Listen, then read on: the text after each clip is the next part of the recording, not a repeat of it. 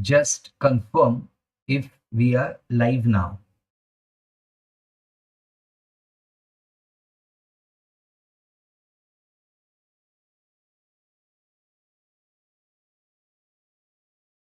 I think we are live now. Yes.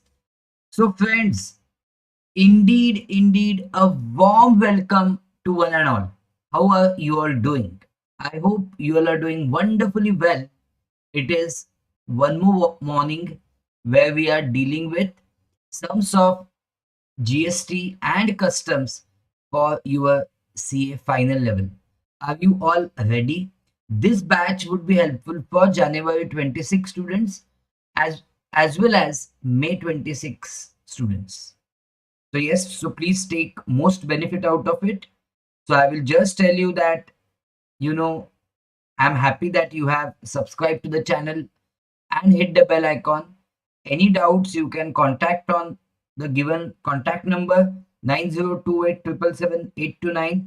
This is our questions volume of the sums that we are solving in the batch. And I am CA Pratik Neve from ZEST Learning, your mentor for subject of indirect taxes. So yes, this is the index of the book we are dealing with.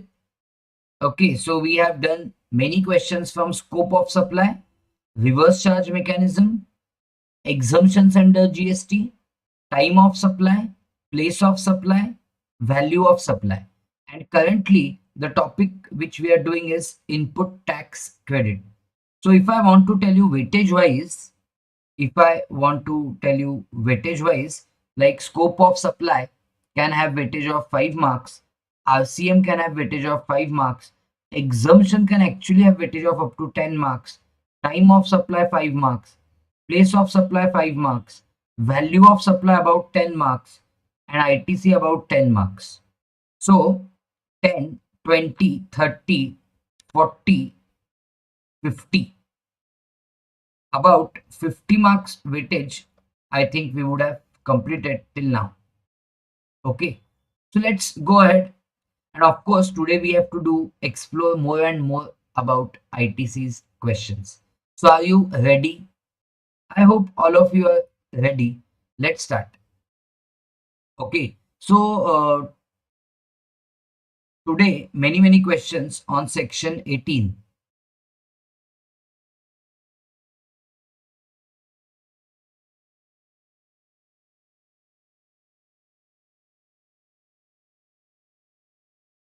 To see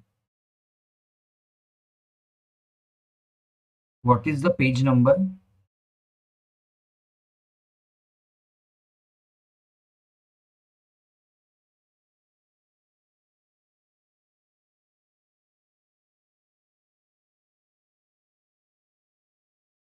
Yeah, got it.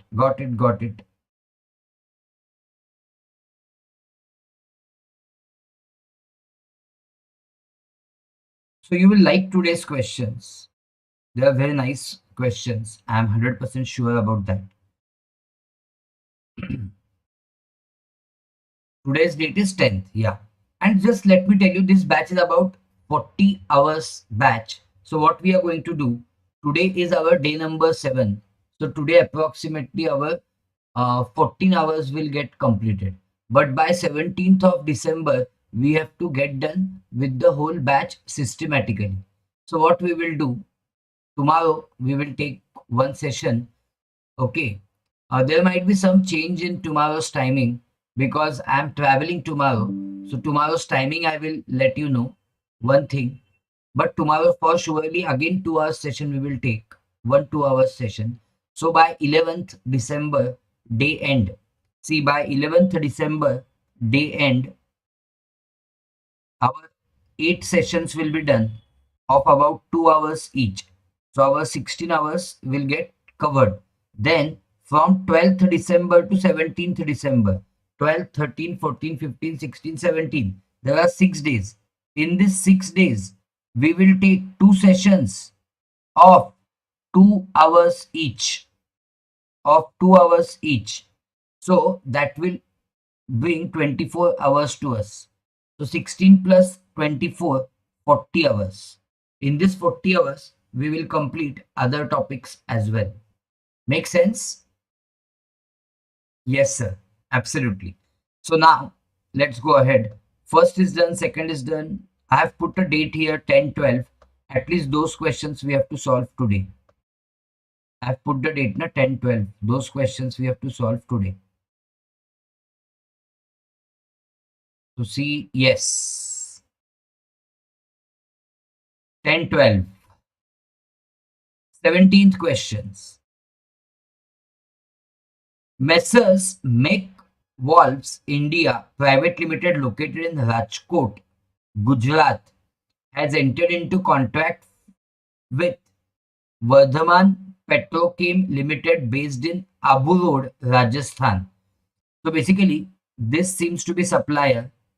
Supplier is in Gujarat, and you know, Vardhaman Petrochem Limited is recipient of supply.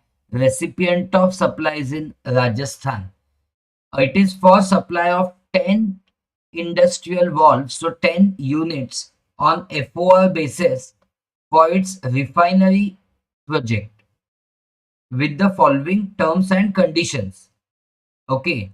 So finally what you have to do, you have to compute GST liability, okay, for that supplier for the month of July based on the above details.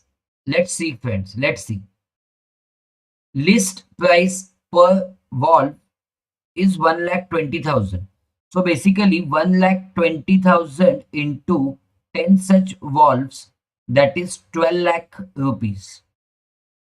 The valves require two-stage third-party inspection during manufacturing as mandated by Vardhaman Petrochem Limited. The inspection cost of 18,000, inspection cost of 18,000 is directly paid, friends, directly paid by Vardhaman Petrochem Limited, means recipient of supply has directly paid 18,000 to testing agency. So of course this should be included. This is the value of supply itself. Special packing. Special packing should also be included. So please add 18,000, add 12,000. Then after delivery, Make Valves India Private Limited is responsible for erection and testing at the site, costing 18,000. So basically, we don't think that this is extra recovered. If it is recovered separately, this 18,000 rupees, it will be added. Okay. But it's not given that 18,000 is separately recovered. Okay. The goods were dispatched with a tax invoice on 22nd July. So all of you know that 22nd July will become time of supply. The date of issue of invoice it is. As per section 12(2), it is the time of supply. And they reached the destination on 23rd July. The freight of 6,000 was directly paid by buyer to the lorry driver. So you'll have to find out assessable value. Once we get assessable value, we will be able to calculate output tax. And mind you, output tax here will be of IGST. Why it will be of IGST? Because as you can see, supplier is in Gujarat, but place of supply is Rajasthan, because the goods are delivered for the factory in Rajasthan. That's why. Okay. See, basically, do you know that section 10(1)(d) of IGST Act, the place of supply is in case of where the goods are to be installed at a site, then place of supply is the location where such goods are installed. So it is going to become Rajasthan, because that's the location where the goods are installed. Okay. Now see, during the month of July, company carried out following local transactions. So these are intra-state mostly this information is about purchases. This information is about inward supplies. So you tell whether on these inward supplies ITC will be available or not available. Works contract service to erect foundation for fixing the machine. Here ITC is available usually on works contract for construction. ITC is blocked. Usually it is blocked. But that 17.5C which blocks ITC makes an exception. What exception it makes? That if the construction is for plant and machine, then it is allowed. Then the ITC is allowed. Then pipeline laid up to the gate of the factory for bringing water for production. Okay, so no problem. You can claim ITC. Installation of telecom tower, okay, with mobile phones given to factory staff for business. You know, for telecom tower, ITC cannot be claimed. Travel service for employees home facility, this is not allowed while on leave. So leave travel concession extended to employees on vacation is not allowed as per 17.5b.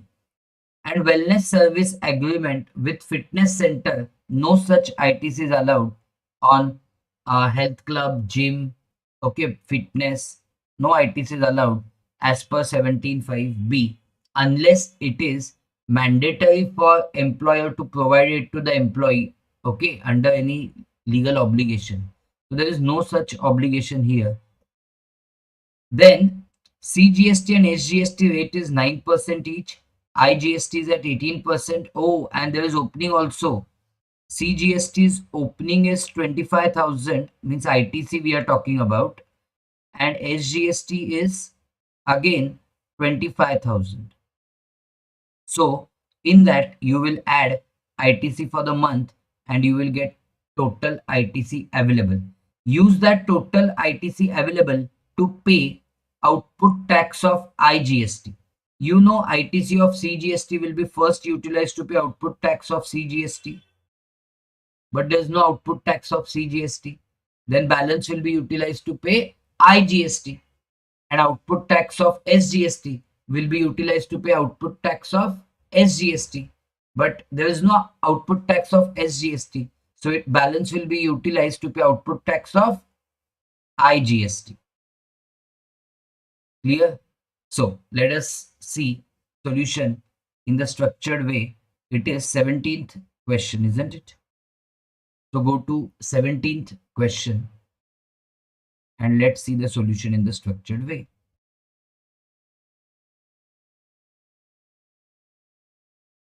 And by the way, one thing I want to tell you, one thing I want to assure you, that in this batch, we will also go ahead and do revision test papers questions, mock test papers questions in the coming sessions. We will do that also, okay?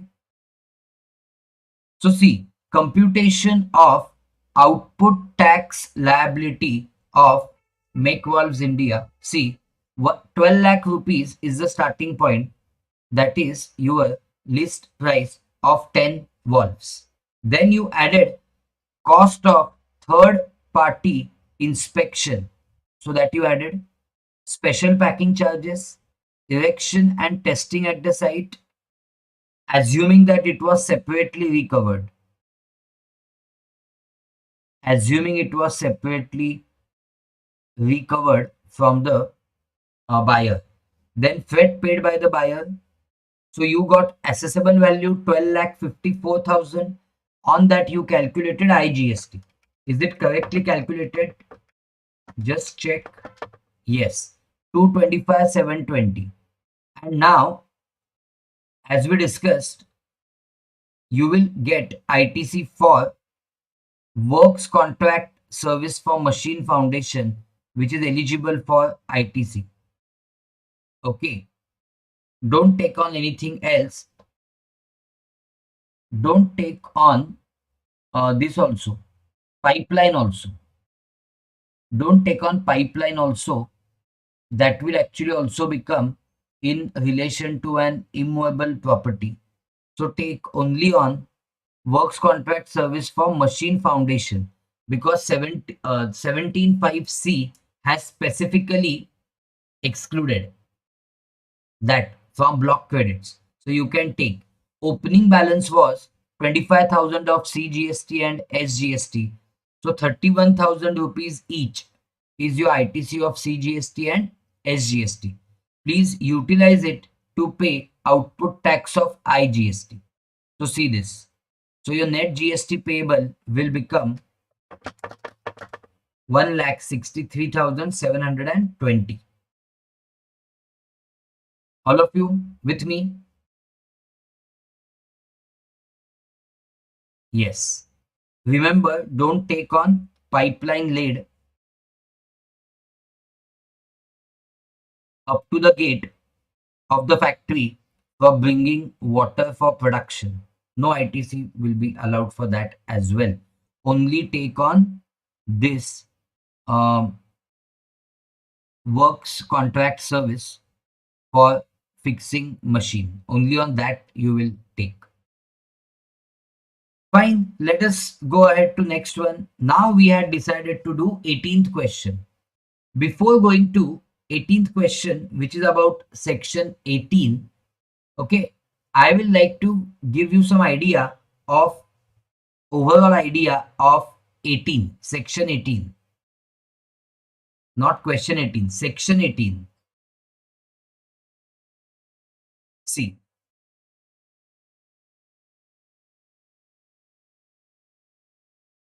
what is section 18?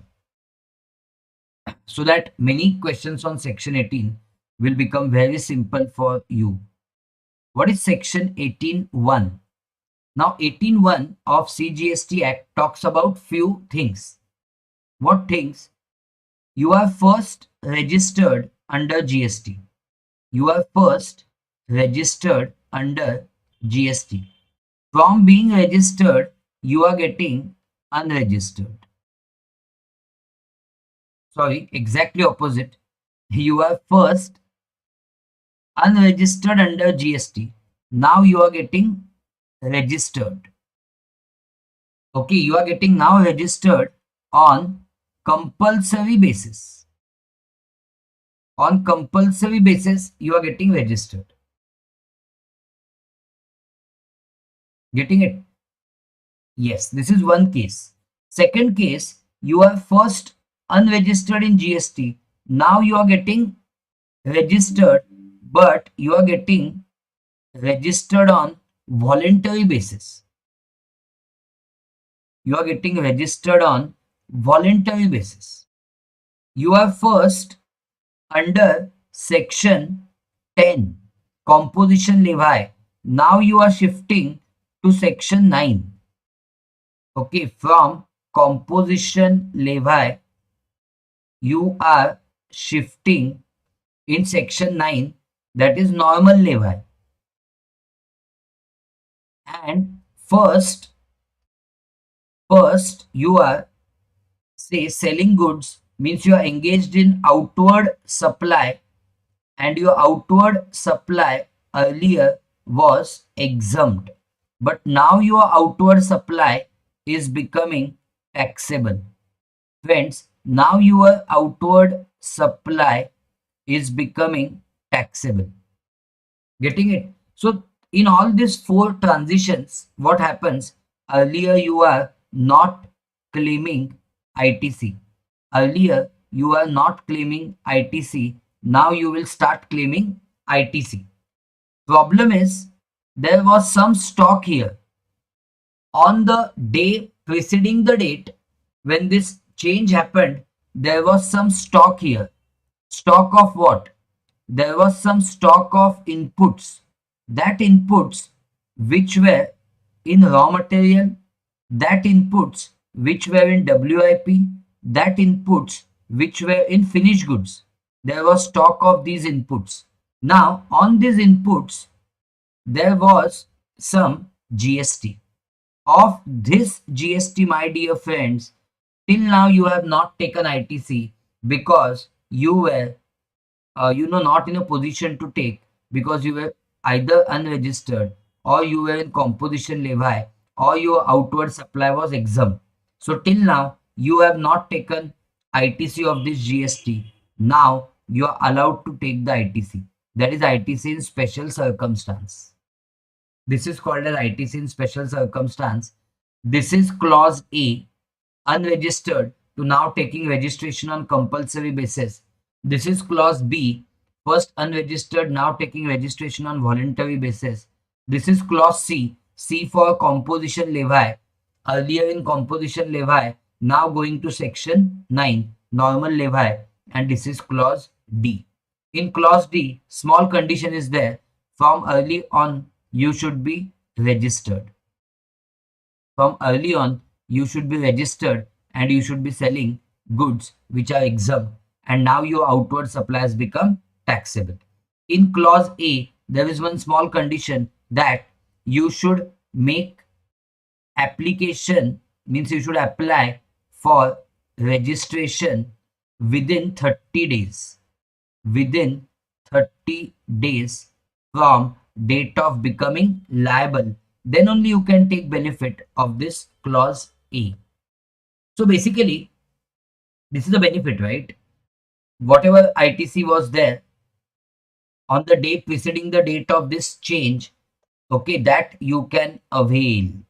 Whatever inputs were there in the stock on the day preceding the date of this change, on that inputs, you can avail the ITC. It's a big benefit. Now, you might have some capital goods also in stock on day preceding the date of transition.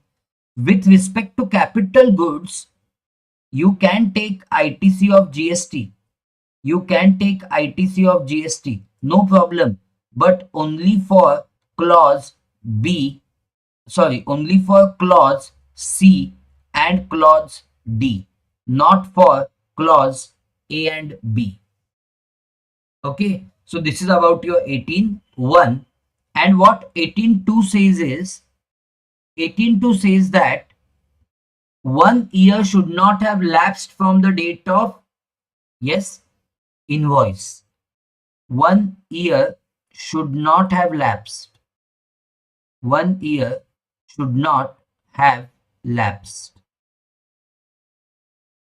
from date of issue of invoice. 1 year should not have lapsed from date of issue of invoice. Okay, if you want to take ITC, then it should be latest purchase. Okay, for claiming all ITC of 18.1, that is the condition. 1 year should not have lapsed from the date of invoice. So this way you have got section 18.1. Let's see now 18th question. With me all of you on 18th question. Noventa Industries Private Limited is not mandatorily required to register. Okay, no problem under CGST, but it has opted for voluntary registration. Application for registration was submitted on 18th October. Friends, from when it will become taxable person, means from when it will start charging output tax. It will start charging output tax from the date it has actually got registration certificate. So when did it get registration certificate? Registration certificate was granted on 26th October.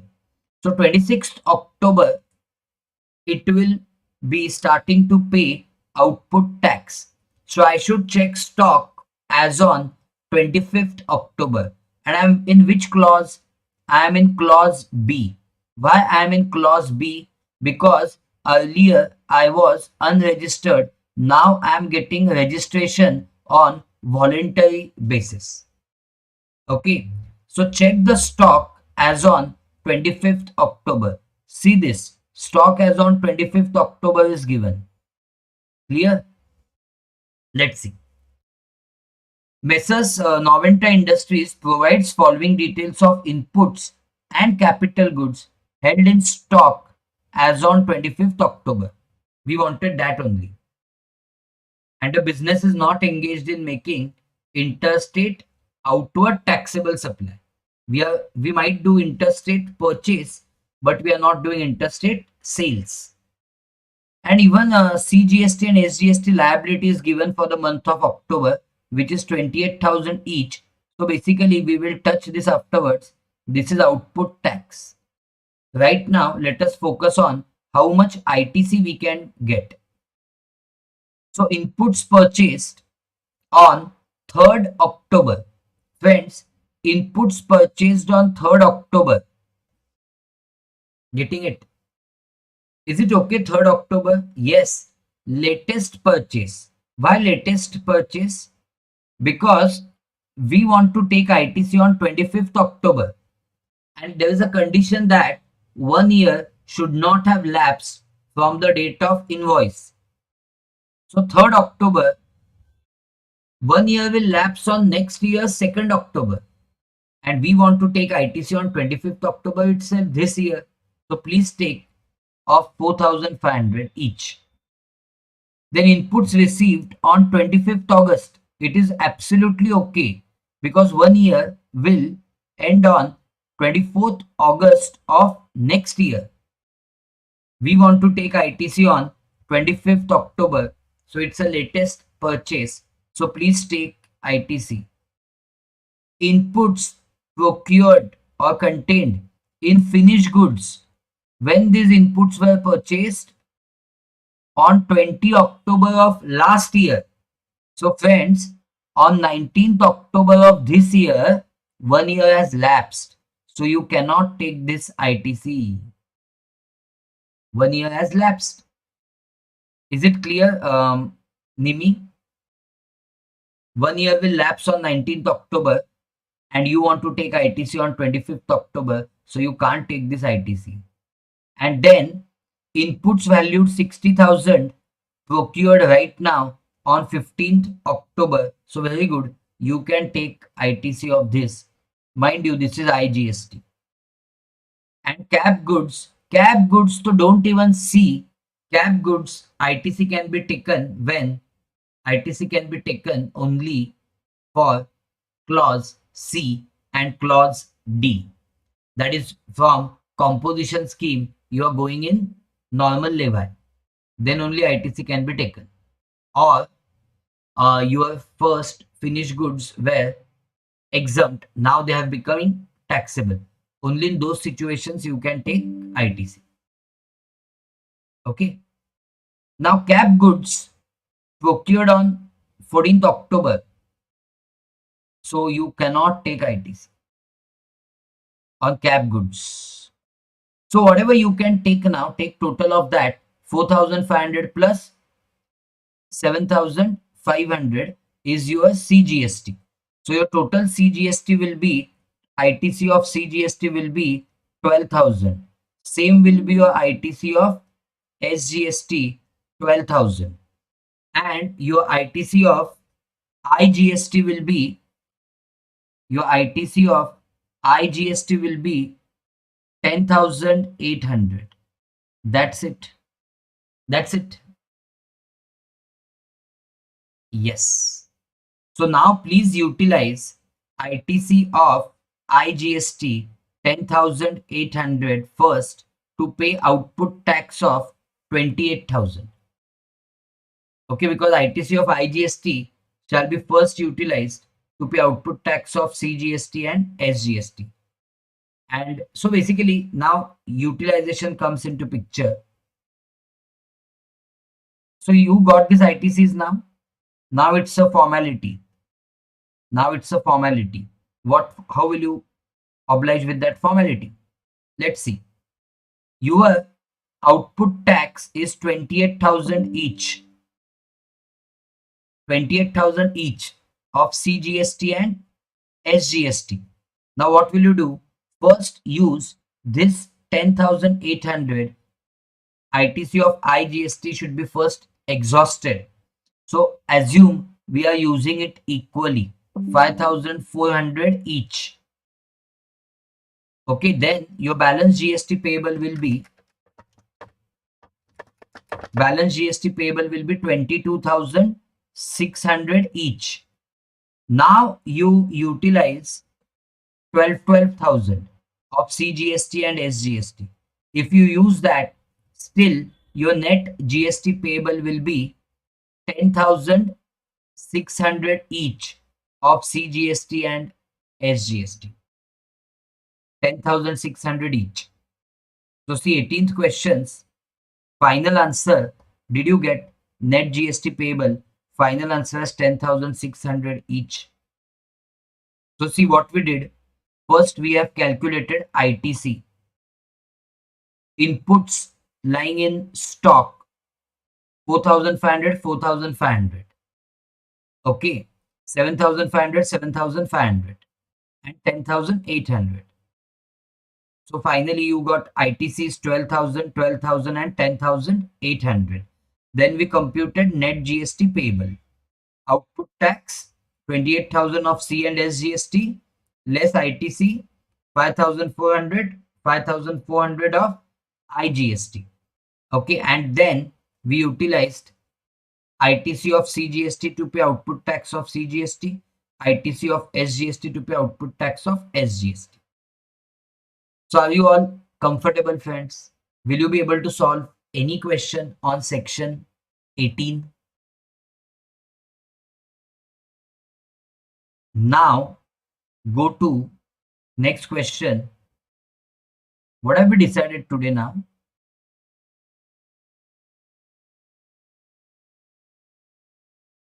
We have decided 25th question.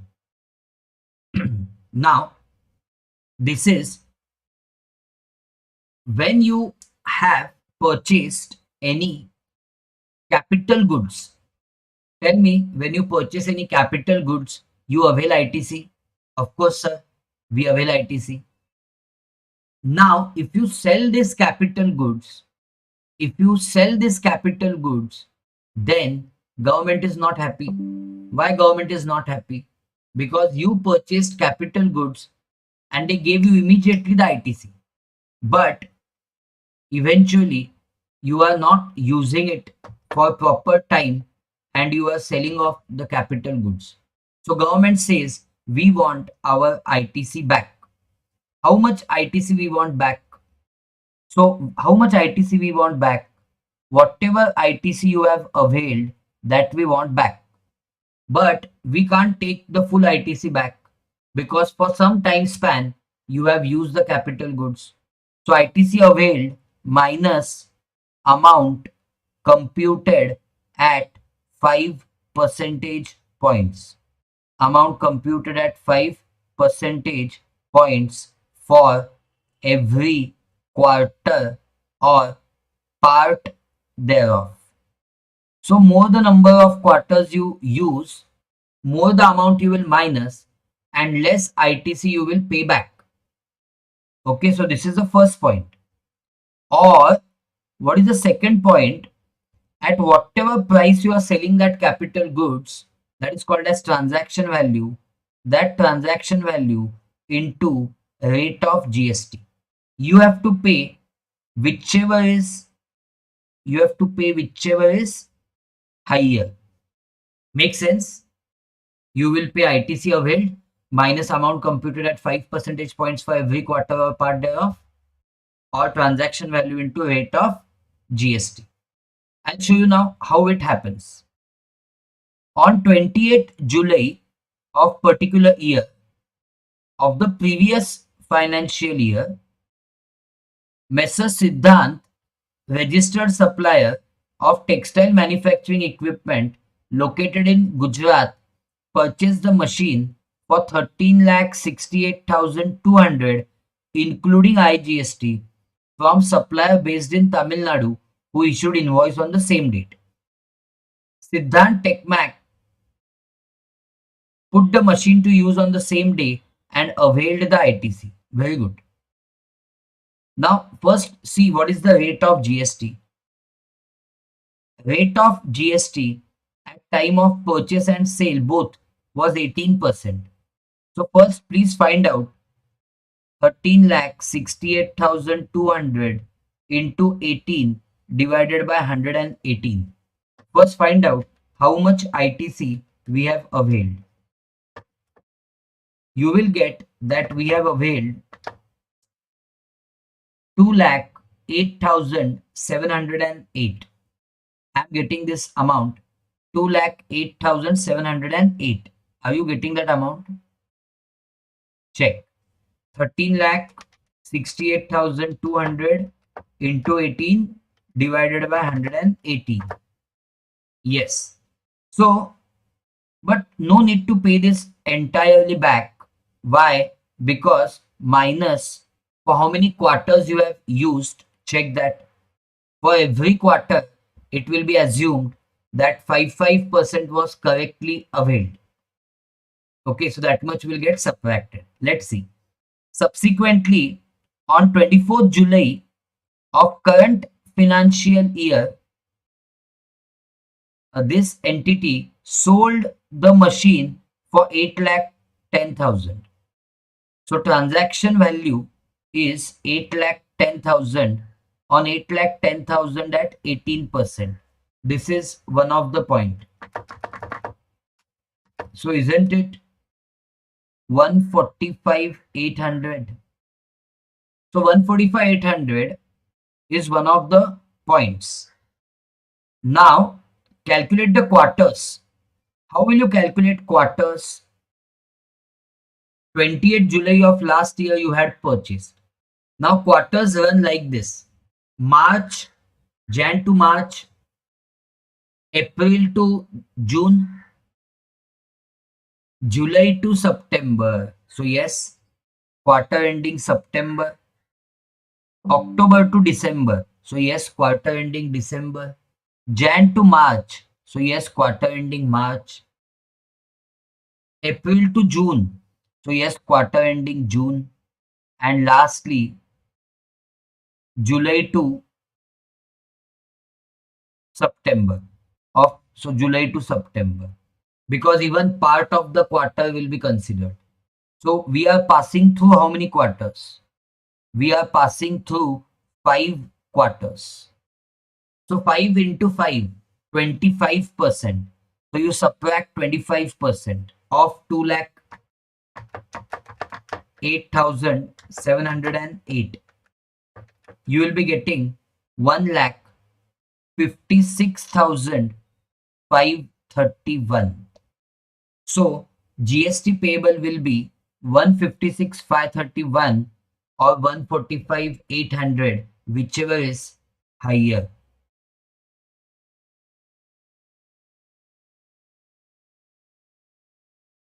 Okay. So see.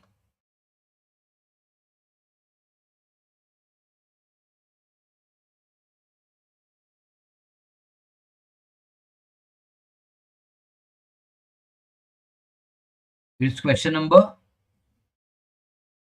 27.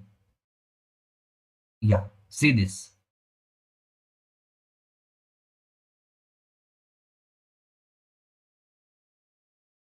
Question number is 20. Sorry, 25 it is, 25. So see, 2,08,000, what we had got actually, 13,68,200 into 18 divided by 118. So actually we had got 2,08,000. We had actually got 2,08,708. Yes. Now do 2,08,708 into 25%. 52177. That is what we had got. Now, friends, 2,08,708 minus 52177, 1,56,531. Okay, or tax on transaction value, that is 8,10,000 into 18%. This is fine. So whichever is higher. So this or this, whichever is higher. So 156, 420 is your answer. Not 156, 420. 156, 531 is your answer. Clear, all of you? Yes, sir. So 18.6, I hope you will be able to solve. Let's go ahead. 27th. Are you there on 27th? Messrs.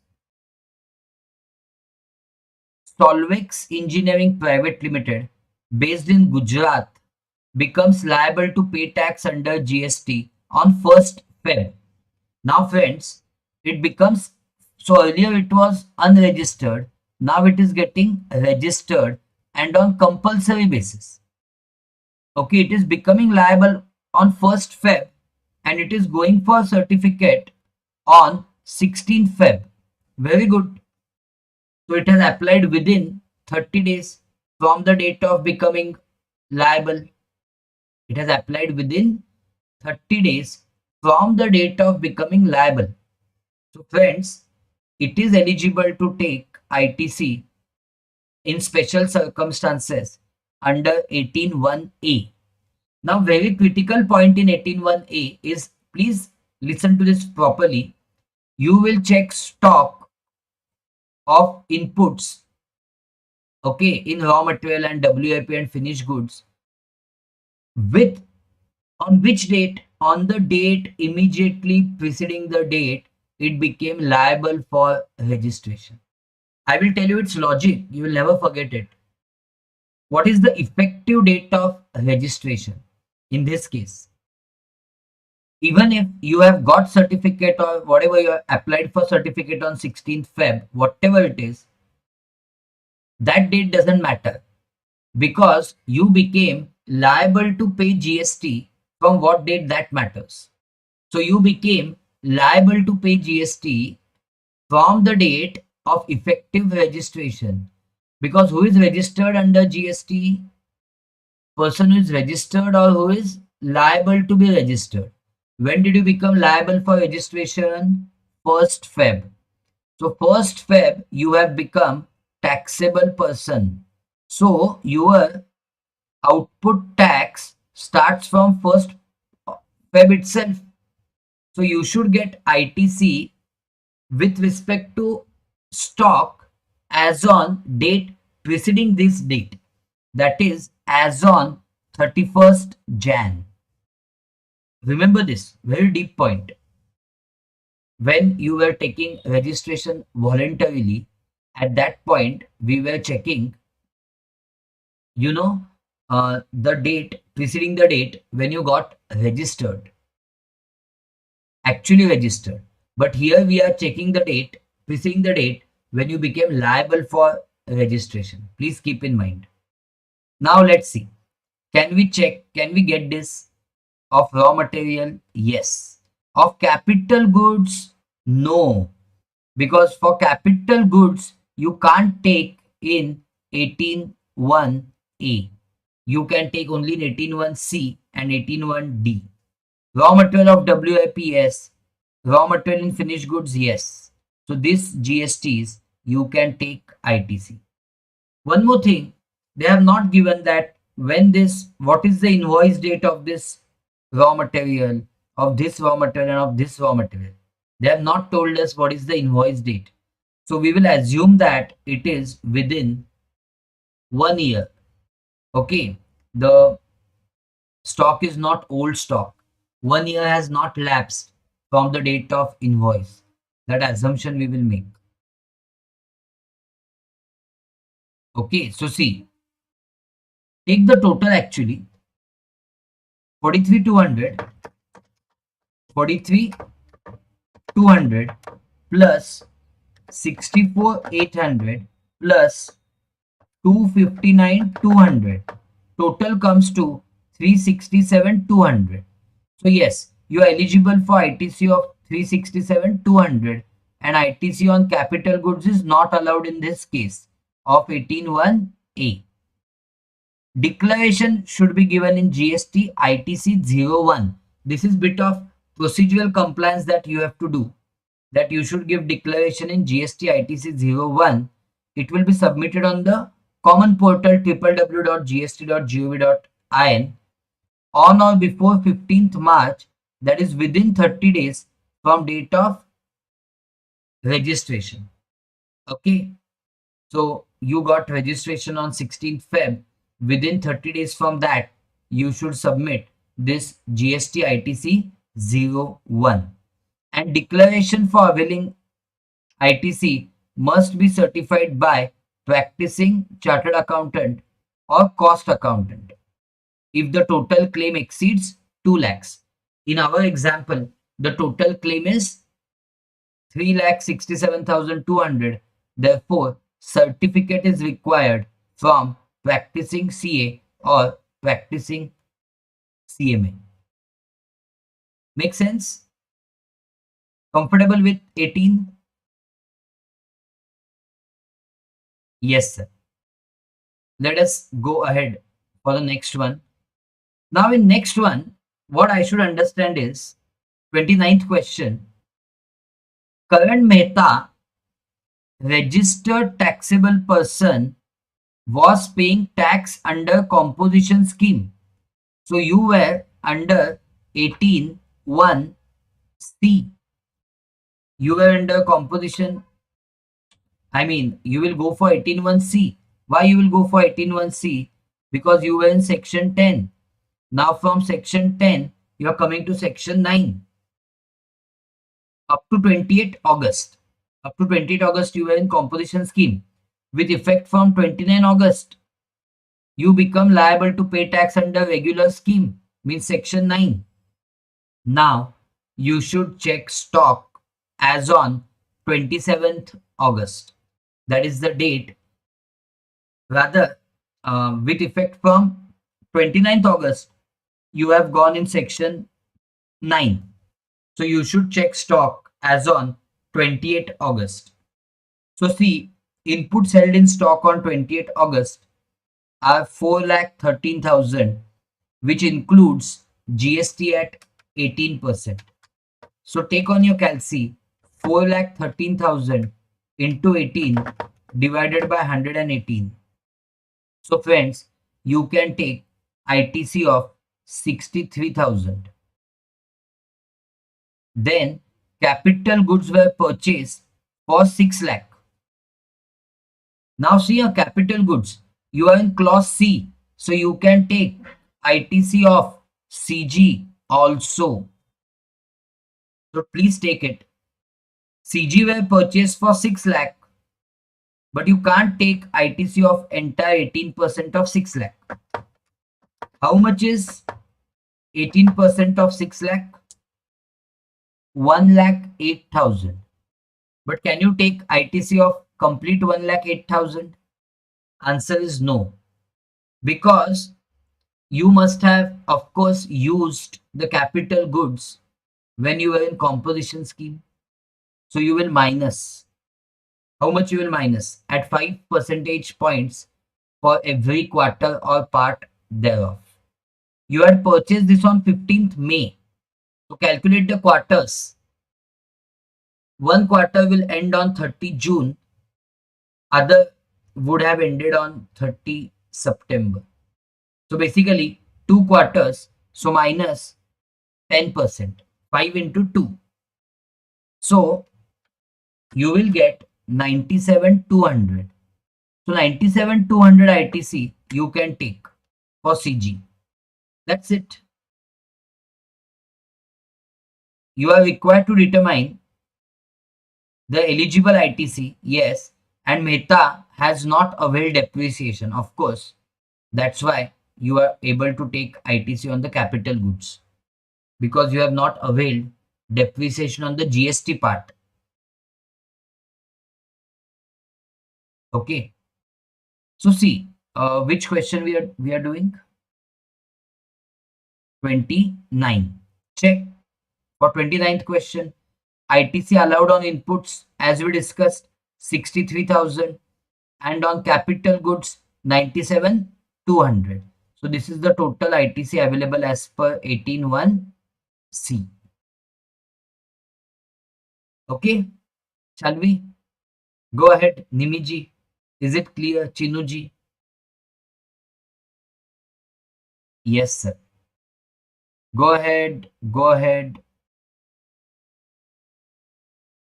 Please do 30-second question. It is your practice of 18(6).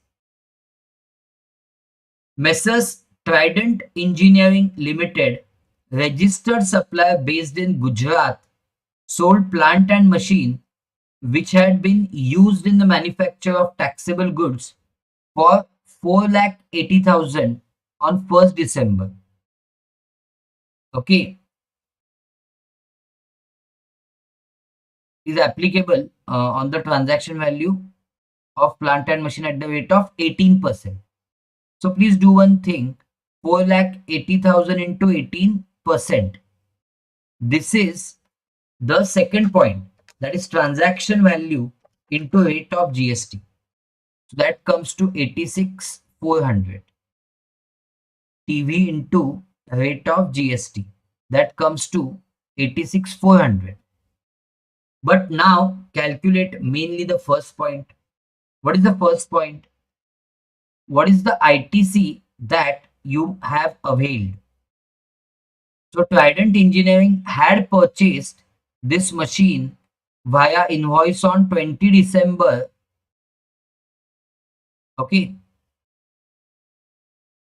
of last year for 6,60,000, and on that please calculate GST at 18%. So earlier you had claimed ITC of 1,18,800. So government says please give it back to us. But give it back to us how much? After subtracting 5 percentage points for every quarter or part thereof. Now, how many quarters in this case? See, last year December you purchased.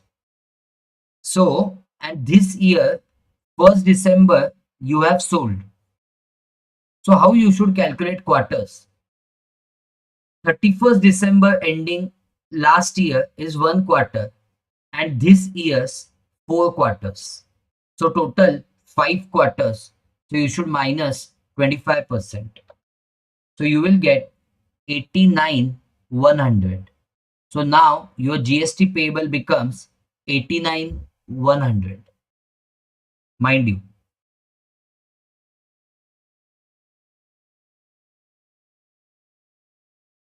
So see, very good. See this, 89,100 or 86,400, whichever is higher. So final is 89,100. So you should become very conversant with 18(6). That should not be a problem at all. Let's go ahead. Many other questions also we have to do. The questions which I'm not doing now doesn't mean I'm not going to do them at all. We are going to do them in coming sessions. Yes, wonderful, wonderful. So what we had planned for today is done. Is it clear to all of you? What we had planned for today is done way before the target. Is it clear? Can we do few more questions? Can we do few more questions? Are you ready for doing few more questions? Yes, sir. Let us see. Now, so actually, the apportionment questions I have kept for next session. So we'll not be doing them. For next session tomorrow, we'll do apportionment questions, which is of section 17. Okay, job work to we have dealt with, 18 also we have dealt with. Now, some miscellaneous questions we should do. Let's see.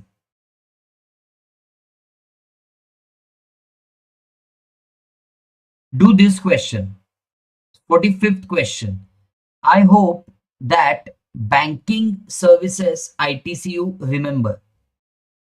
So let's put today's date here. There is a banking company, Messrs Fintrust Bank Private Limited. Now what happens in banking, I will tell you. Apportionment of ITC. All of you know what is apportionment of ITC? Please understand what is apportionment of ITC in 1 second,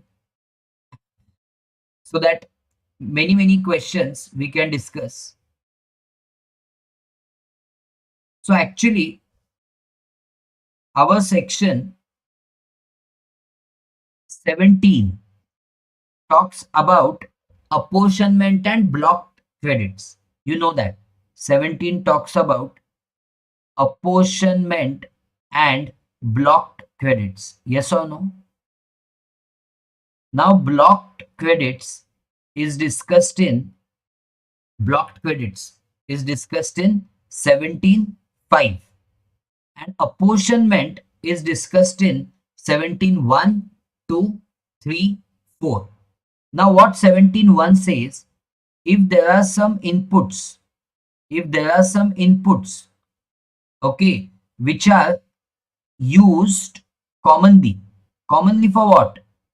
Which are used commonly for business use, and for personal use, then it's very logical which ITC should be allowed. That ITC should be allowed which is used for business use. Do you all agree?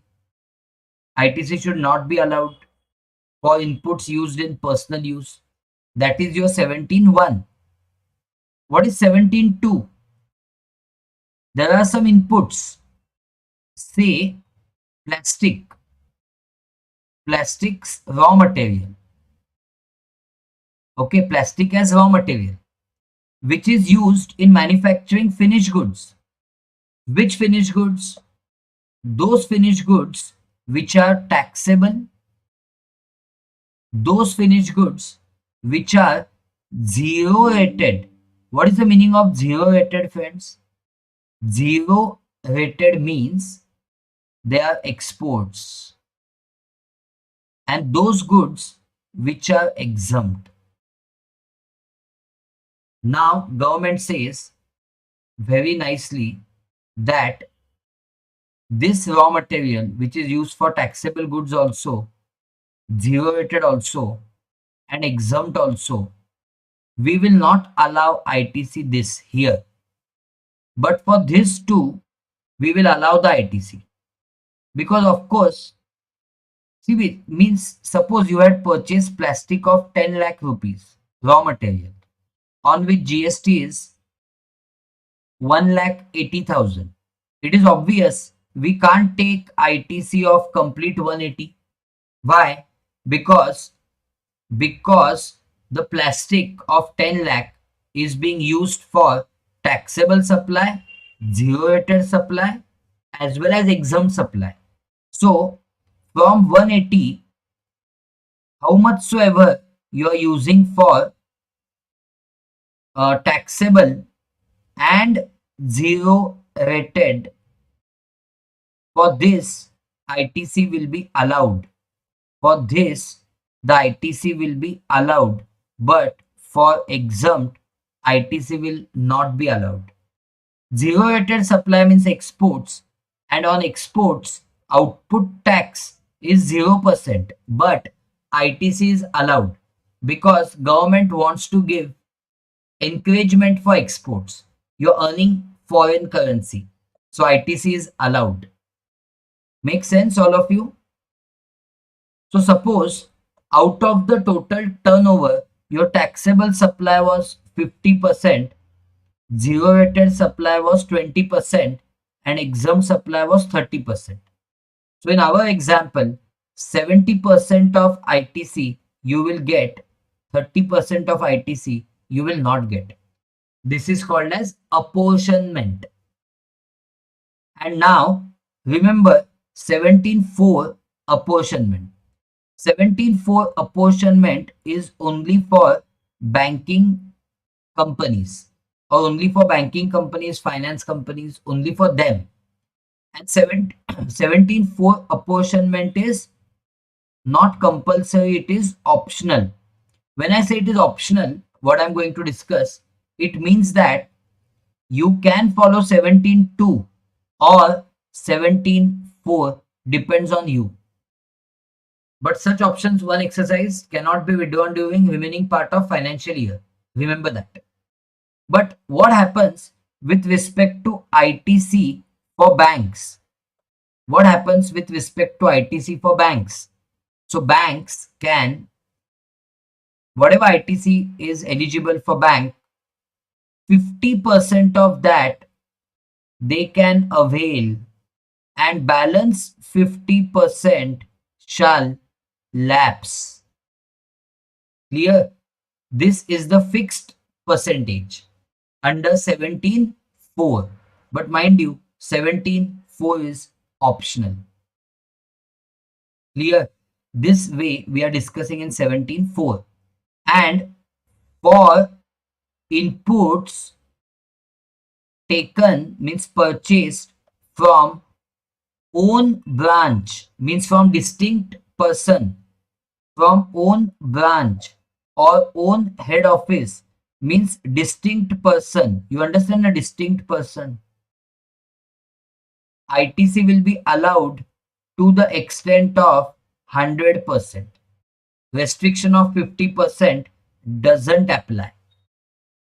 So if Punjab National Bank, if Punjab National Bank in Punjab is availing service from Delhi's branch of Punjab National Bank, then it can avail ITC of 100% on this service. Clear? This is about 17.4. Let's go ahead now and see the question.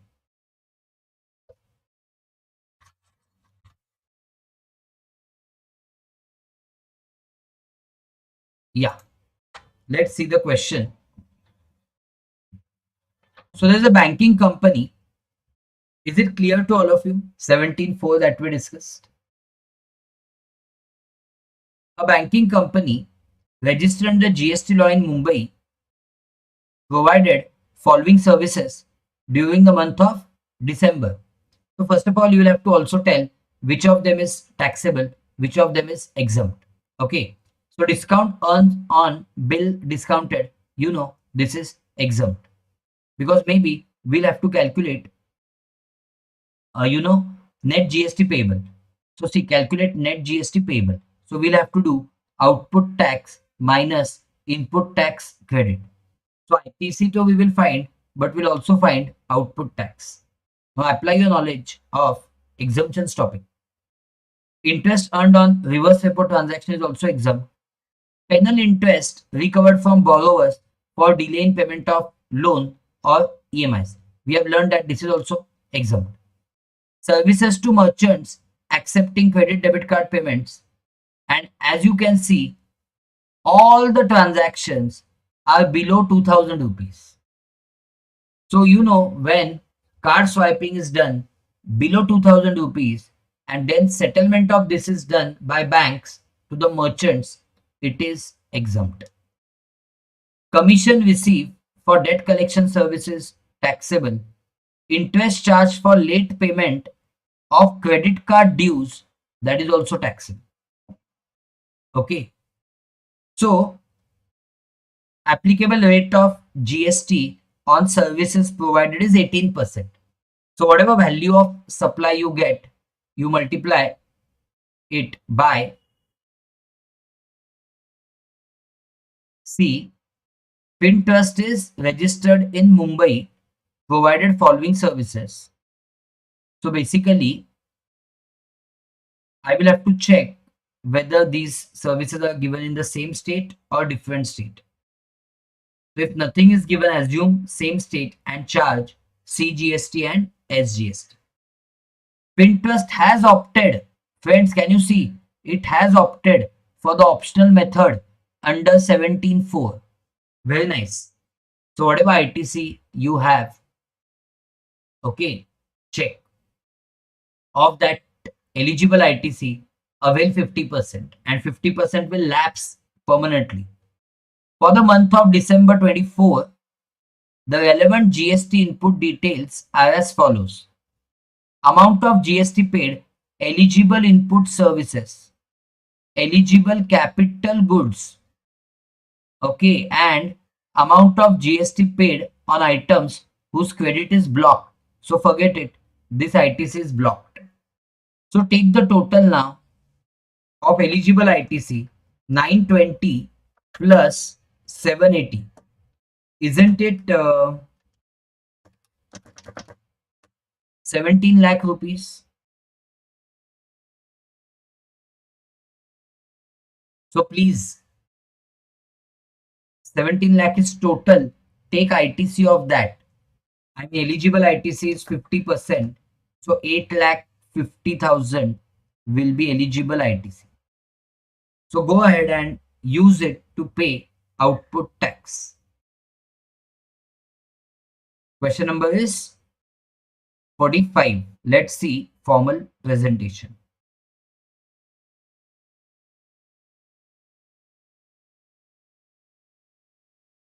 Oh no. How come this opened?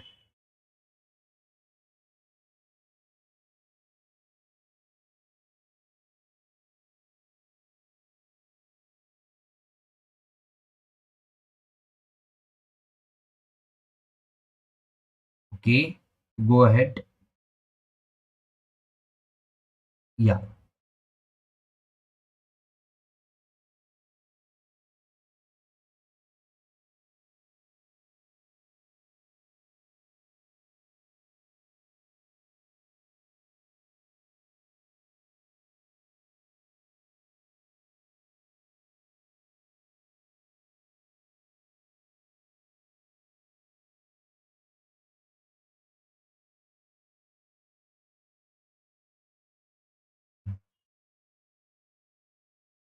Come with proper calci tomorrow. The apportionment questions we are going to do. Here the question is 45. Yeah. See 45.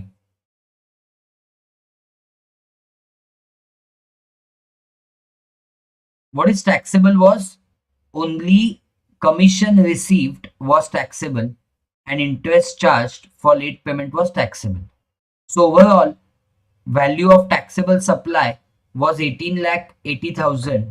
On 18 lakh 80,000, calculate GST at 18%.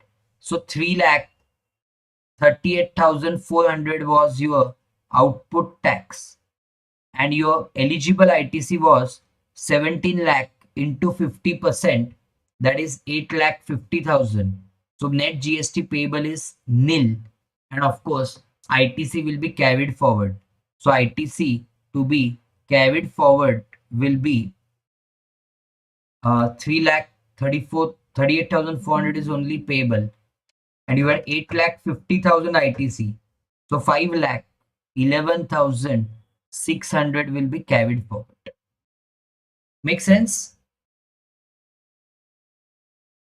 Yes. Would you be liking me to do MCQs also of institute and MTP, RTP also? Just let me know in the comments. So we'll do that also in coming sessions. Now we will start putting tomorrow's date to the questions which we are going to do tomorrow. Okay. Now see. Question number 50 though we can do right now. Small questions will complete now. This is on section 50's interest. Interest for delay in payment of GST. Okay. So more coinciding with payment topic also. Messrs. Triveni Tech Solutions located in Pune had total GST liability of 90,000 on 24th July, means July 2024. So you know that this liability should be paid by 20 August, because liability of particular month will be paid by 20 of next month. Yes. So your liability was 90,000. Triveni credited 60,000 to its e-cash ledger on 20 August. Wonderful now. It has already, on the exact due date, it has credited 60,000 in its e-cash ledger. Wonderful. And also the balance of 30,000 was credited to e-credit ledger on 24th August. No, that doesn't matter. The return was filed belatedly on 25th August, and entire 90,000 was debited from e-credit ledger at the time of filing. You are required to compute the interest. Okay, very nice question. So basically, now what will happen is your, see, your total GST liability was 60,000.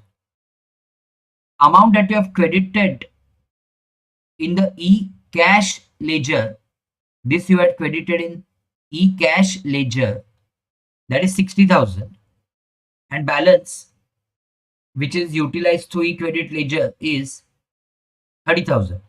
And you are making the payment, means you are filing the return on 25th August. So there is a delay of 21, 22, 23, 24, 25. There is a delay of 5 days. No interest is payable on any amount lying in ECL from due date till actual payment. ECL means e-cash ledger. So for 60,000 rupees, which is already lying in e-cash ledger on 20 August, it's lying in e-cash ledger on 20 August. Yes, because we deposited it on 20 August. So no interest on that 60,000 rupees. So remaining is 30,000. Okay, on that 30,000 rupees, there will be interest. Okay, they were credited on 24th August, 30,000 rupees. So the amount was not in e-credit ledger on due date, so it does not qualify for exemption under proviso. Means you will not take its what? You cannot, exempt interest on that. You will have to pay interest. So interest is payable for the 4 days, 21st to 24th, because payment was made on 24th. Means it was there in your e-cash e-credit ledger on 24th. So interest calculation will happen for 4 days. How it will happen for 4 days? 30,000 into rate of interest is 18% per annum into 4 by 365. Okay. So it will be check rupees 59.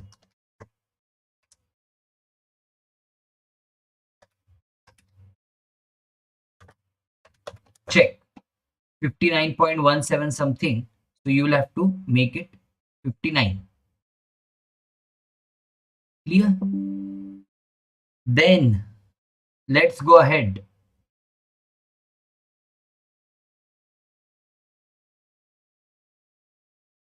So 50 done.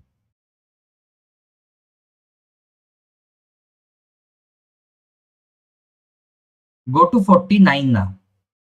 Go to 49. Triveni Tech Solutions. So again, of section 50, Triveni Tech Solutions, registered supplier of IT services based in Pune, was required to file GSTR 3B for the month of July by 20 August. As you all know, the total GST liability for July was 90,000. 45,000 CGST, 45,000 SGST.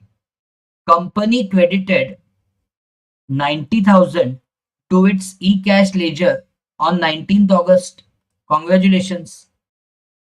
Before due date, you have credited entire 90,000 in the e-cash ledger.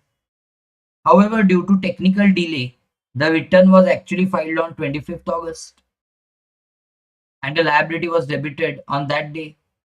So, of course, there is no need to pay any interest because already you are having balance of 90,000 rupees on the due date of payment. Okay. So, see, under normal circumstances, if tax is paid after due date, interest is payable under section 50, subsection 1, under normal circumstances. However, the new proviso inserted in Rule 88B, it provides relief in certain cases.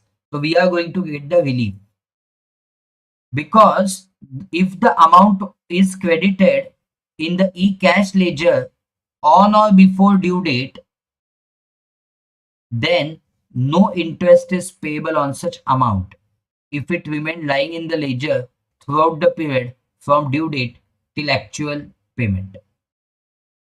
So in this case, there will be no interest payable.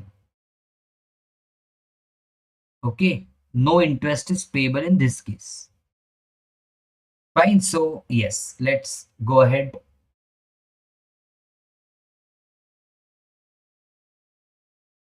Now, friends, are you ready for 48? Question number 48. This is also of section 50.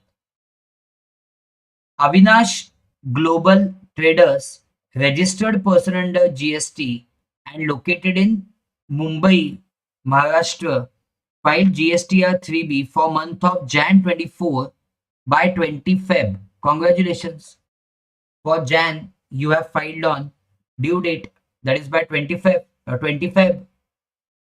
However, it was later discovered that GST of 16,000 was short paid for the said period.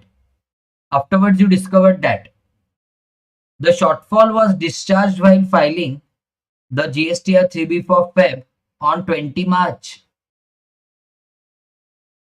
using the following method. Via e-cash ledger, you are paying 12,000. Via e-credit ledger, you are paying 4,000.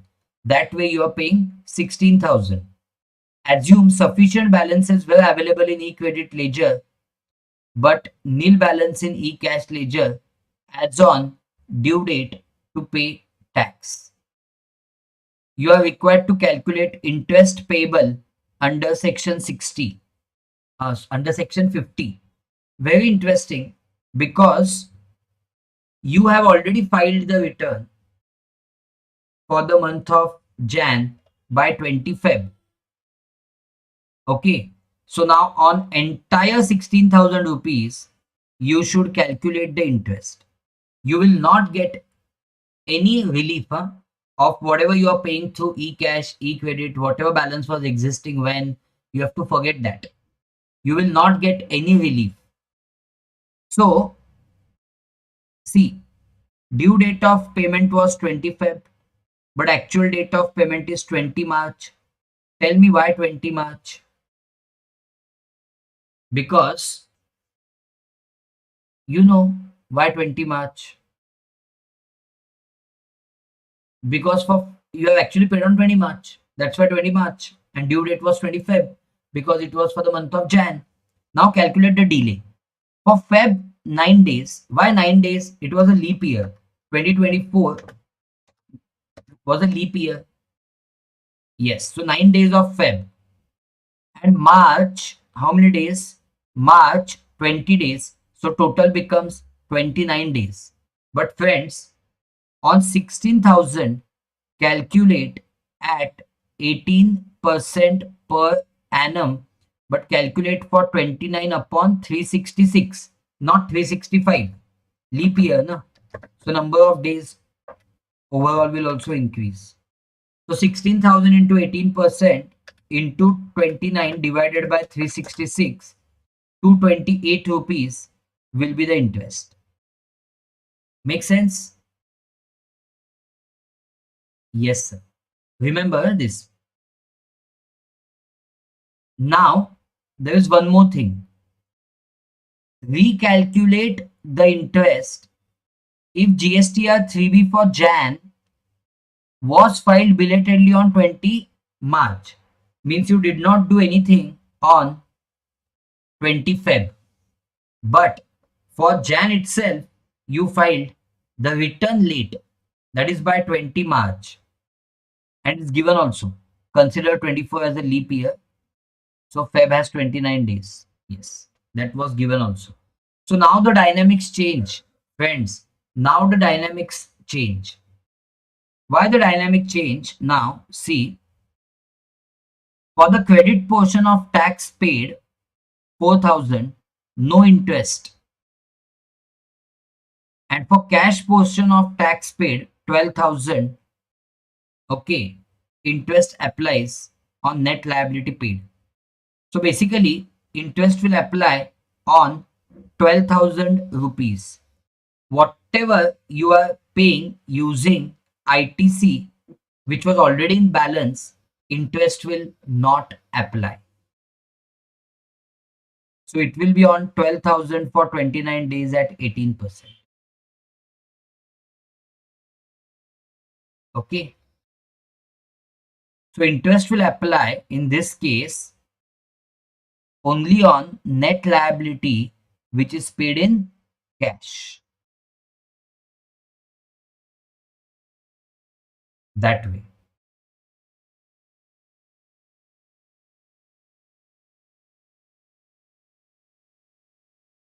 Then friends,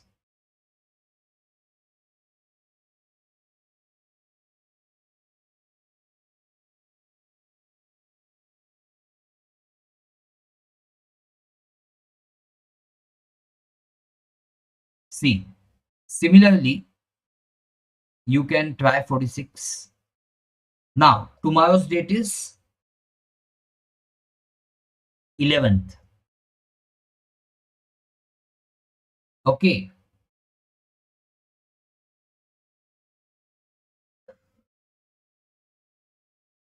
This we should do tomorrow compulsorily. 11, 12. See friends, tomorrow I will be in travel. So maybe instead of tomorrow, session might shift to day after tomorrow. Okay. It all depends. I have to yet plan that. And because I have a flight, and you know what is happening with flights these days. Okay. The cancellation and all. That's why I'm a bit tentative about tomorrow's session. Clear, no? From Kolkata, I'm traveling back to Pune. So it all depends on that. My scheduled time of flight is 11 o'clock. So even if we have to take the session, we'll have to take not 7:30 to 9:30, but maybe 6 to 8 in the morning or 5:30 to 7:30, something like that. So I have not yet decided whether to take tomorrow's session or not. If we don't take, then from 12th to 17th, in these days, we will have to take one more extra session. So I'm writing 11, 12, but I'm not sure tomorrow or day after tomorrow. So that I'll let you know. Okay. Now, this we can do immediately. See, whole intense calculations I'm doing in next session. Okay, but right now this so we can do. What is the restriction imposed under Rule 86B? Do you know this restriction? All of you must be knowing the restriction which is imposed in 86B. Even if you are very ITC rich, then also you have to pay at least 1% in cash.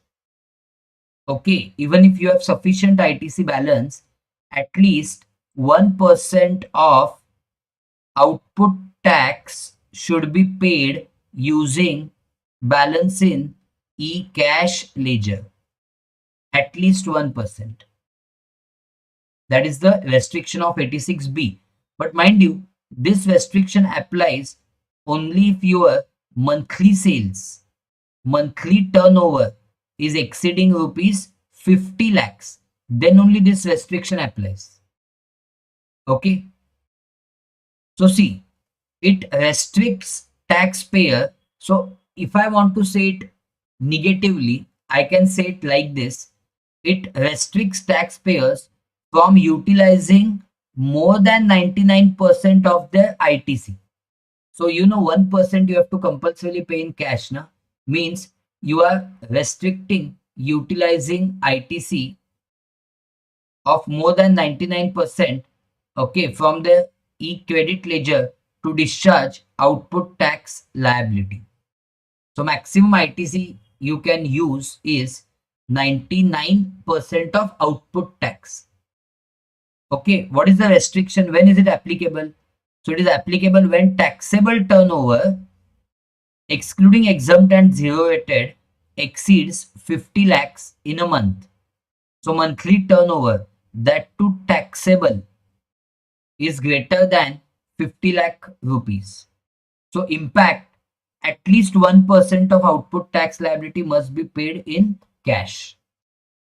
Clear? So one example also we have shown you here. Suppose your taxable interstate supplies is 100 lakhs. Your taxable interstate supplies is 100 lakhs. So your GST was at 18%. So your output tax will be 18 lakhs. Now friends, if you are ITC rich, your ITC is suppose 20 lakhs. Still you can't say that 18 lakh minus 18 lakh net GST payable in cash 0. You can't say that. Calculate 1% of 18 lakhs. That is 18,000. So compulsorily 18,000 will have to be paid in cash. And 18 lakh minus 18,000, you can use ITC up to 17 lakh 82,000. Clear? Fantastic. Got it? Now, if 86B was not applicable, when 86B will not be applicable, even if taxable supplies exceeds 50 lakhs in a month. So there are some conditions. Income tax paid criteria is there, that where proprietor, karta, MD, partner, whole-time director, trustee has paid income tax exceeding 1 lakh in each of the two last financial year, and is a refund received criteria. The when taxpayer received refund of unutilized ITC in excess of 1 lakh in preceding FY for exports or inverted duty structure.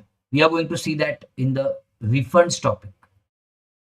This inverted duty structure and exports. Cash payment criteria, where taxpayer has paid more than 1% of output tax liability cumulatively through cash. And specified entities are exempted from applying this 86B that you can go through. Clear?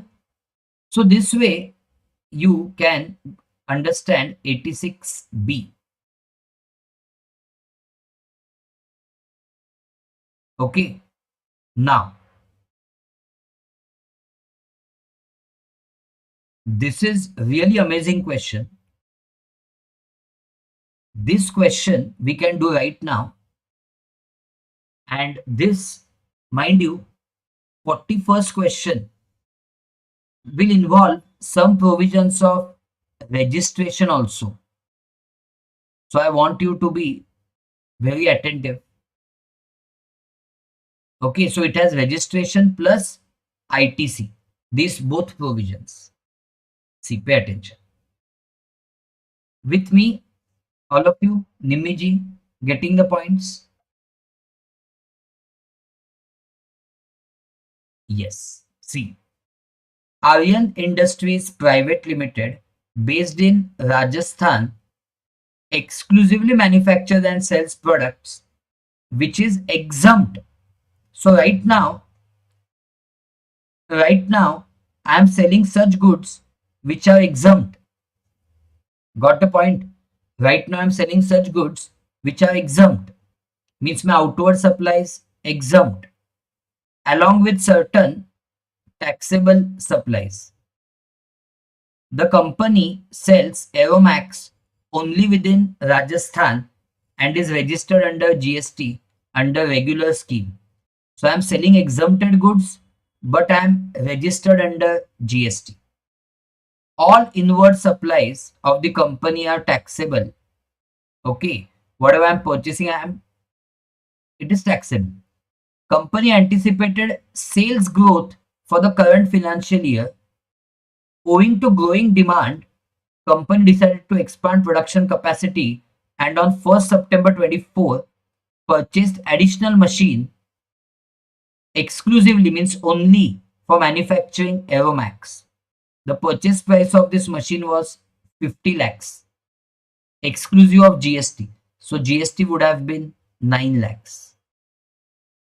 But I wouldn't have claimed ITC because right now I am dealing in those goods which are exempted and my Aeromax is exempt.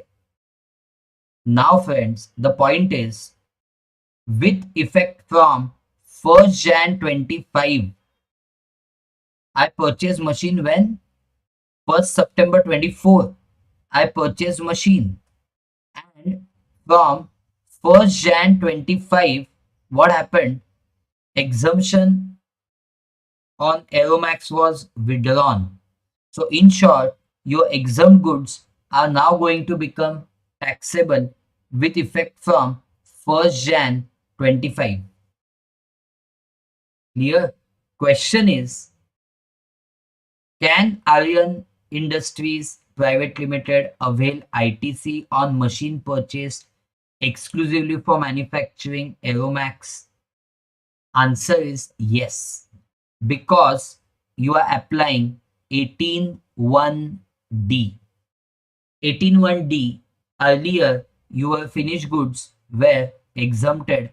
Now your finished goods are going to become taxable.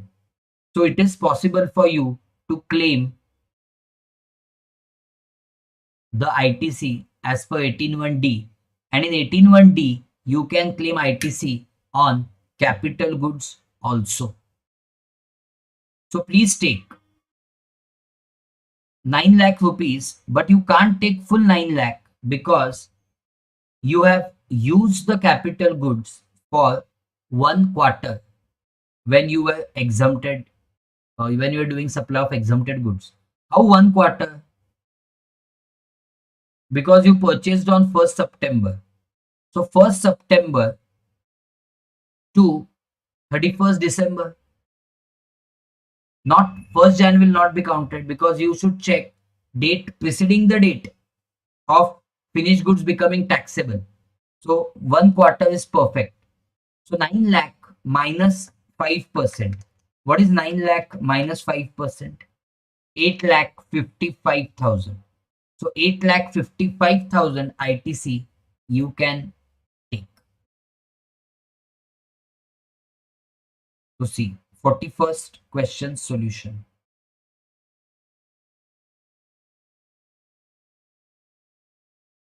Is it 41st? Yes. Where is 41st? 40th is there. Okay.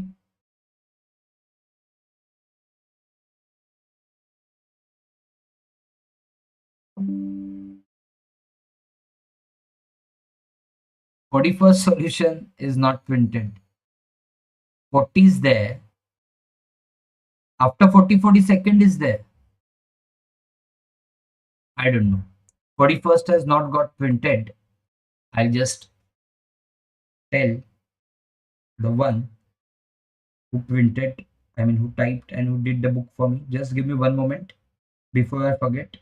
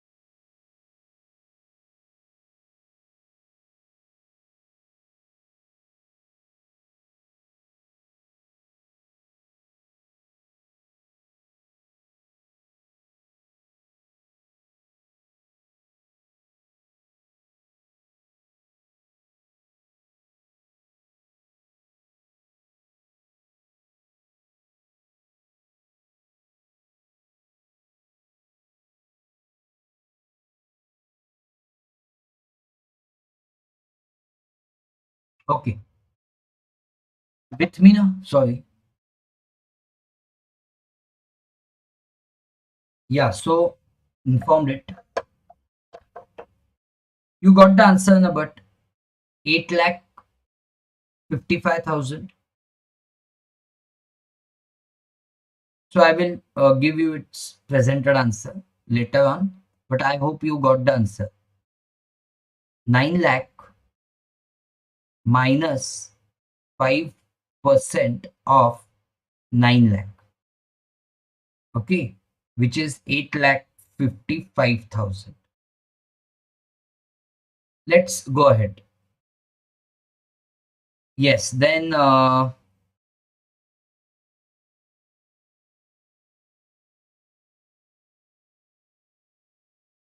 11, 12 tomorrow. 11, 12 tomorrow.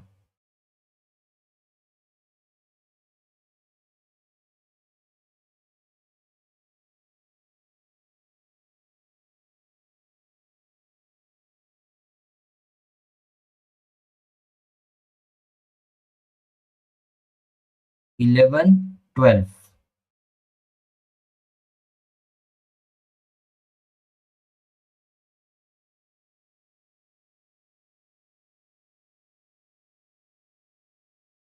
We should do these questions.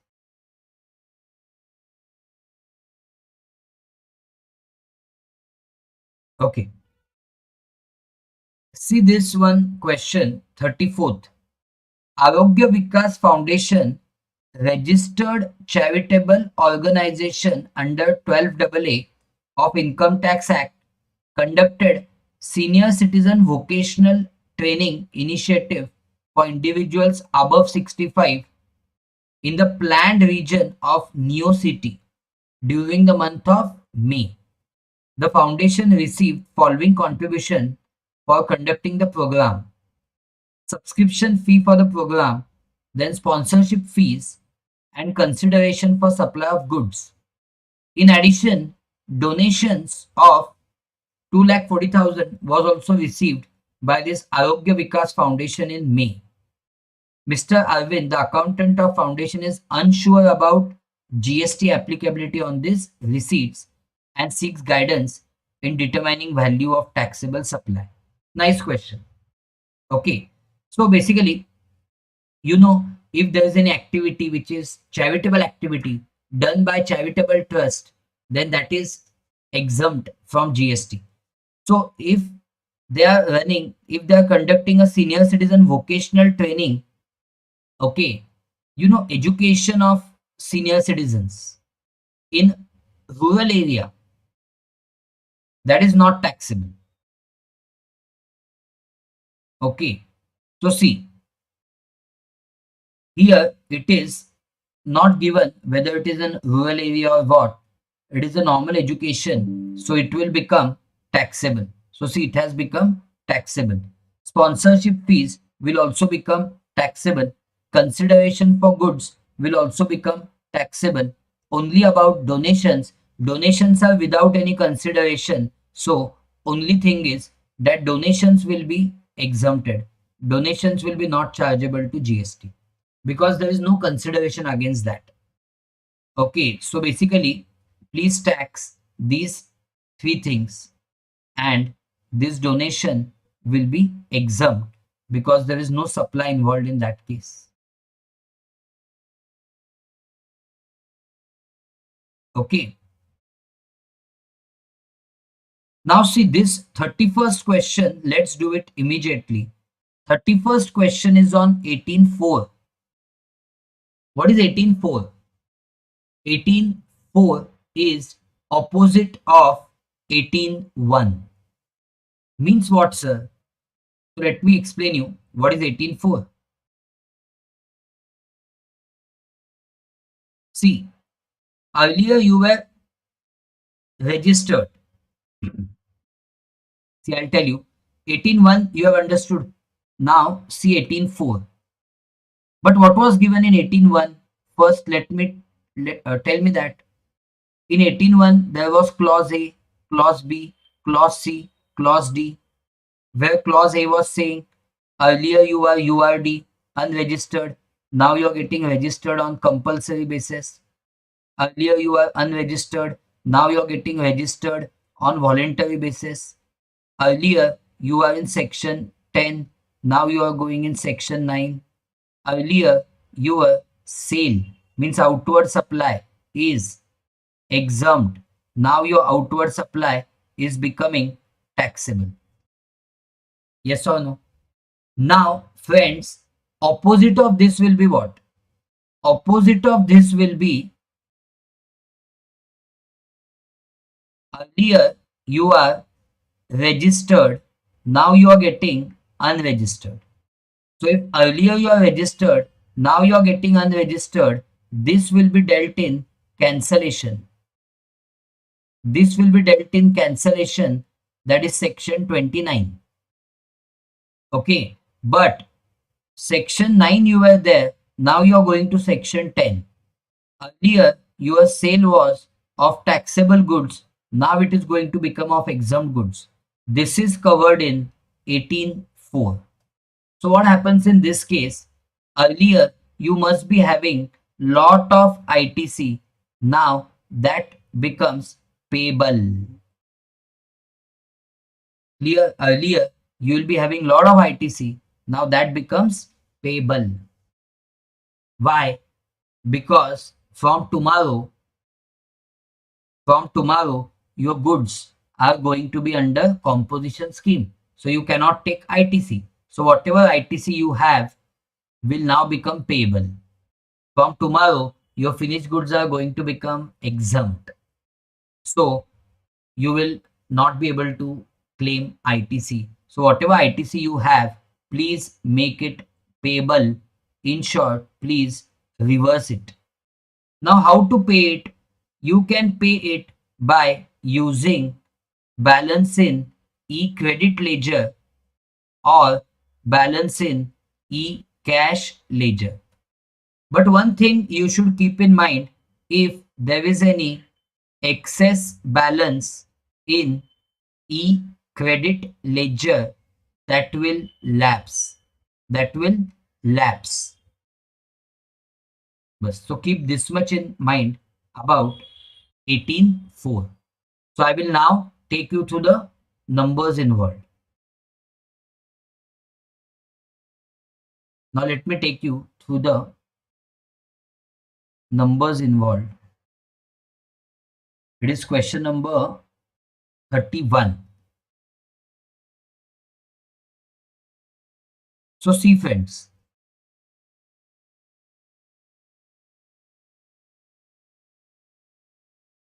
31.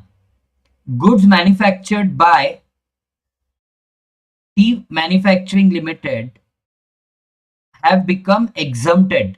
So when they become exempted? On 14 November. Now you should check on 13 November how much of inputs you have. Okay, and GST on that you have availed ITC, you should give it back. Prior to this, the goods were taxable at 18%, means the finished goods were taxable at 18%, and the inputs used in manufacturing attracted GST at 12%. So on inputs, there was GST of 12%. On 14th November 2025, company has following in its records. Inputs are of 168,960. Inputs 89,520 are in WIP, and in finished goods 580,800, where 50% cost of inputs is 50%. That is basically 2,90,400. So I'm interested in the inputs. Now, you know, in addition to this, there was a capital goods also of 240, and GST paid there on it 28%. So 67,200. Through invoice dated 12th July. Okay, so you will have to give it back, not full 67,200, but something. Let's see. And the e-credit ledger balance is 335,980. So you can pay whatever you want to pay. You can pay it using the balance in e-credit ledger. But now, one thing, we will assume that these amounts are including GST. So take the total 168,960 plus 89,520 plus 2,90,400. So I'm getting 5,48,880. So friends, this includes GST at 12%. So this is 112. So 12 is how much? So into 12 divided by 112. 58,809. So you will have to pay 58,809. Okay, you'll have to pay it back. Plus, from this 67,200, you'll have to pay something back. How much back? Let's try to calculate. July, now you should calculate months here. Here, only thing is 60 months is the life of capital goods that is to be considered, and you should calculate that from date of purchase till the date of use, how many months have are over. How many months are over? Just calculate that. Remaining months, whatever remaining months are there, that much GST you will give back. So see, useful life is 60 months. Yes, useful life is 60 months. You have used from July. When did you buy it? You bought those capital goods when? You bought those capital goods on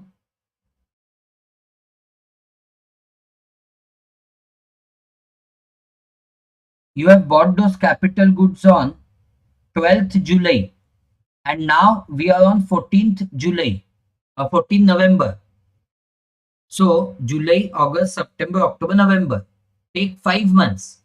So 5 months you have July month, August, September, October, November. So 5 months you have used. 55 months is remaining life. So 2,40,000's whole life was 60 months. Remaining life is 55 months. So ITC worth of 55 months you should give back. So 2,40,000 into 55 divided by 60. 2,20,000 ITC. Sorry, 240 was. Sorry. Two, 240 was overall purchase cost. Yes, and GST on that was 67,200. My bad. So 67,200 into 55 divided by 60. Acha, GST on CG. GST on CG is at what percent? 28%. Oh no, Pratik Neve. GST on that is at 28%. Okay, so actually I have calculated correctly only.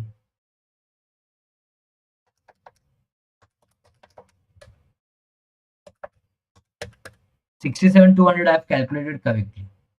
So 67,200 into 55 divided by 60 is coming to actually 61,600. 61,600. Okay. So friends, how much will I pay back?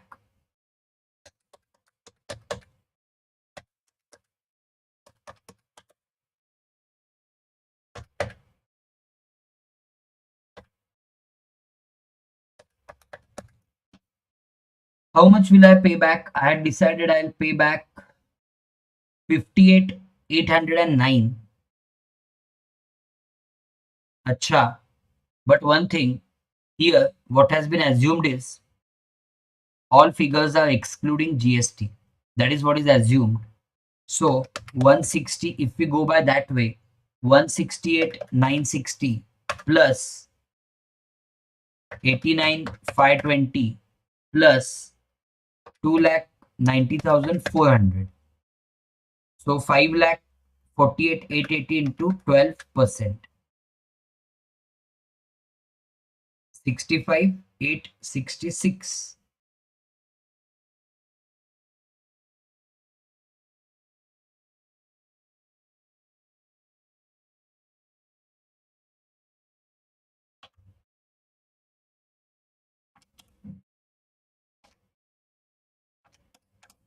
Yeah. 65,866. Okay, plus 61,600. So 127,465 you have to give back to the government. But how much is your balance in e-credit ledger? So 127,465 you have to give to the government. Now what we assumed was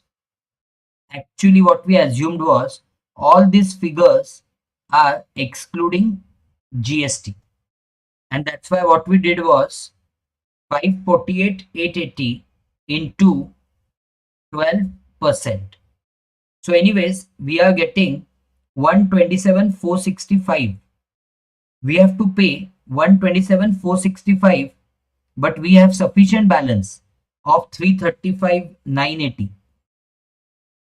So friends, basically your amount to be paid in e-cash will be zero. No need to pay anything in e-cash. But ITC will get lapsed. ITC of 2,08,515 will get lapsed. This ITC will get lapsed. You cannot carry it forward, mind you. 2,08,000 in my example, 2,08,515 is going to get lapsed. Clear?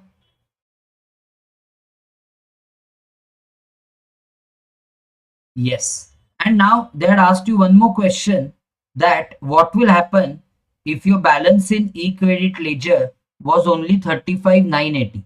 Means a separate question. So if balance in e-credit was only 35,980, then you will have to pay in cash 127,465 minus 35,980, 91,485 you will have to pay in cash. Understanding? So this way 18,4 also can be done. So actually entire 18 now today we have completed. Okay. Now only your mainly apportionment questions are pending.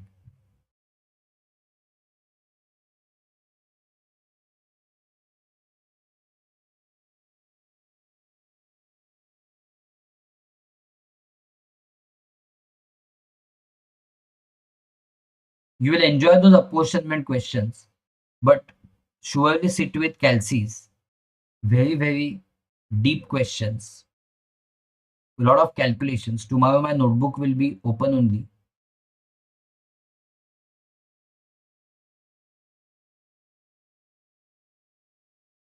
And first I will tell you logic. The rule 42, 43 which we are using. I'm going to tell you that first. Then we will solve those questions.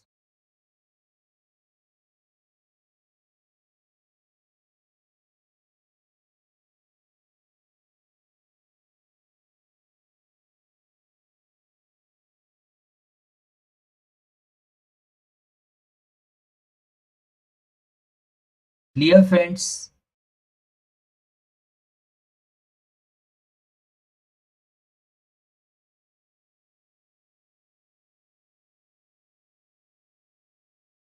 Yes, sir. Absolutely clear. Fantastic. Fantastic. So I hope that you all are finding everything comfortable. So what I'm going to do, I'm going to go to the index and just write that our apportionment questions are pending from ITC only now.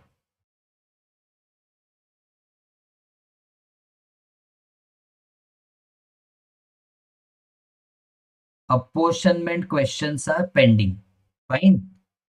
So yes, we will also need 11, 12 for doing that. Let me highlight. We will need 11, 12 for doing apportionment pending questions. Fantastic, fantastic. So friends, I hope you all are absolutely comfortable. Just let me know how you are finding these sessions. Please do comment after the session on the YouTube how you are finding the session. Always I'm just a call away. I'm WhatsApp away. You can WhatsApp on 9028777829. Any doubts and any queries and anything. You can also check description to this video. I have given you all the possible details. Okay. So friends, thank you so much for being such wonderful audience. Keep on studying. Keep the consistency. If your exam is in Jan 26 or May 26, please do use these lectures. Okay, also for September 26, Jan 27 doesn't matter. You can use these lectures. So thank you so much. I'll see you in the next session. Till then, keep smiling, keep studying, stay blessed.